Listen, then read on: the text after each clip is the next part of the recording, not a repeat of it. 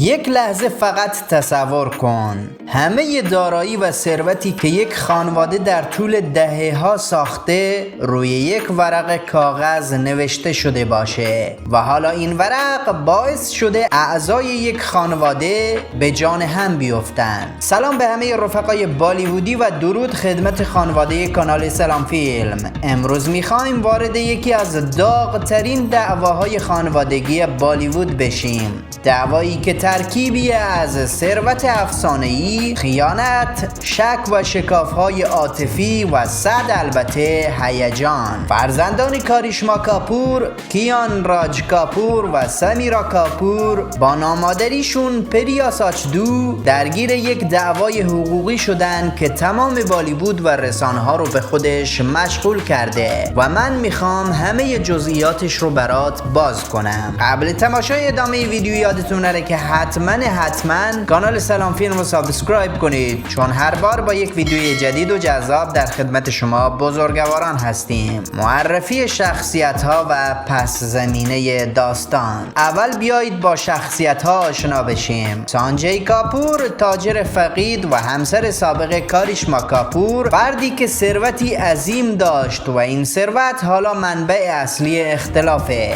کاریشما کاپور، ستاره بالیوود و مادری که سعی کرد در کنار شهرت و فشارهای سینما خانواده‌اش رو هم مدیریت کنه و دو فرزندش کیان راج کاپور و سمیرا کاپور که حالا احساس میکنن حقشون پایمال شده. کاریشما کاپور یه زنی که نه تنها توی فیلم ها میدرخشید بلکه زندگی واقعیش پر از پیچیدگی و فشار بود. کاریشما از یه خانواده سینمایی اومده، با همه نور و سایه های این صنعت از بچگی آشنا بوده و زندگی خانوادگیش و شهرت همیشه با هم قاطی بودن. کاریشما فقط یه بازیگر معمولی نبود، اون تلاش میکرد هم مادر خوبی باشه، هم شهرتش رو مدیریت کنه و هم فشارهای سینما و رسانه ها رو تحمل کنه. هر حرکت کوچیک و هر تصمیمش زیر ذره‌بین همه بود، حتی یه اشتباه کوچیکش تیتر روزنامه ها میشد و بعد از کلی اختلاف با شوهرش طلاق گرفت. ولی کاریشما زن قوی بود، زنی که میخواست عدالت برای فرزندانش حفظ بشه.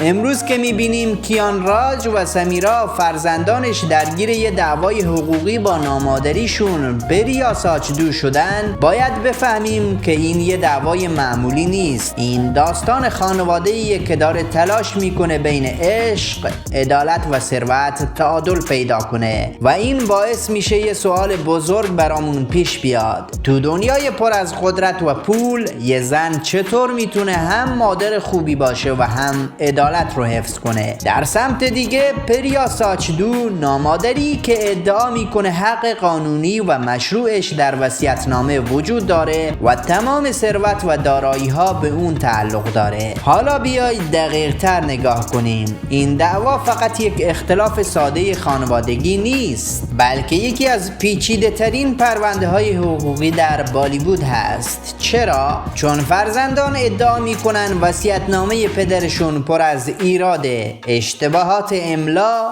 آدرس های اشتباه و نکات مبهمی که باعث شده شک و شبهه درباره صحت و اصالت اون ایجاد بشه. اونها میگن چطور ممکنه پدرمون چیزی بنویسه که تمام ثروت ها رو به نفع نامادری تمام کنه؟ و همین جمله باعث شده رسانه ها، طرفداران و حتی سایر خانواده های بالیوود همگی با حیرت نظاره‌گر این دعوا باشند. جزئیات داغ درباره ثروت و دارایی ها.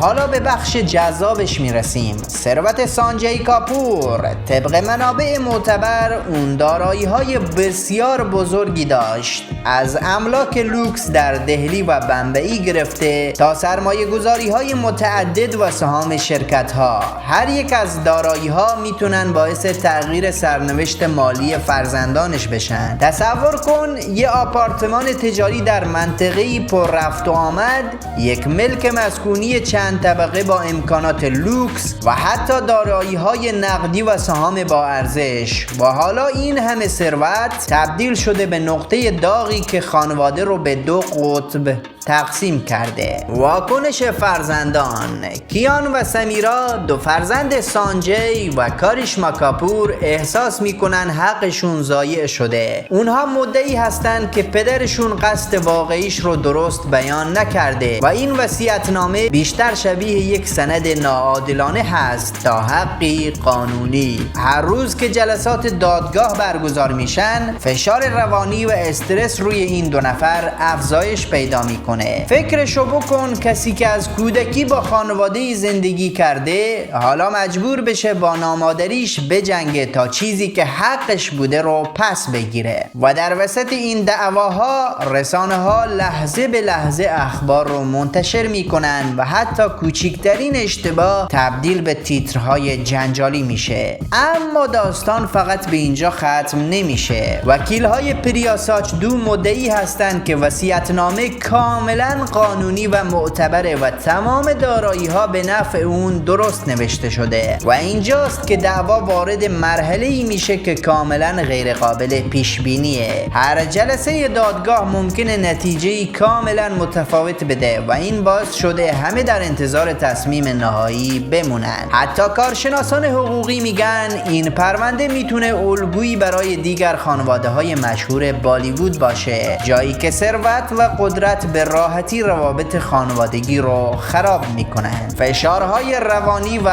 احساسات: بیاید یک لحظه فکر کنیم چقدر فشار روانی میتونه روی یه نوجوان یا جوان باشه که ثروت عظیم خانواده‌اش تبدیل به دعوای قانونی و جنجالی بشه. چقدر میتونه زندگی یه خانواده تحت تأثیر رسانه‌ها و افکار عمومی قرار بگیره و حتی چقدر روابط شخصی افراد میتونه تحت فشار پول و قدرت متزلزل بشه. هر روز فرزندان باید با این حقیقت ها زندگی کنن که دارایی هایی که به نظر میرسه حقشونه ممکنه توسط یک ورق کاغذ و تصمیم قانونی به یکی دیگه برسه. پس وقتی به داستان کاریشما کاپور و فرزندانش و پریا ساچدو نگاه میکنیم متوجه میشیم که ثروت میتونه باعث شکاف های عمیق، خیانت های پنهان و دعواهای خانوادگی بشن که حتی بزرگترین ستاره ها و خانواده های بالیوود رو به چالش میکشن. و حالا سوالی که باقی میمونه اینه که چه کسی حقش رو پس میگیره؟ آیا عدالت در نهایت